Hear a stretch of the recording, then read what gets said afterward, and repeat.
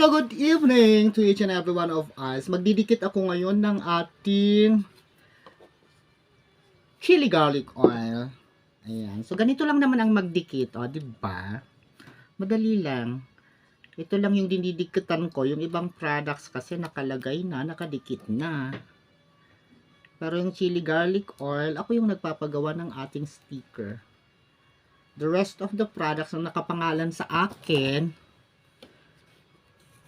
nakadikit na yung sticker. All I have to do is sell them.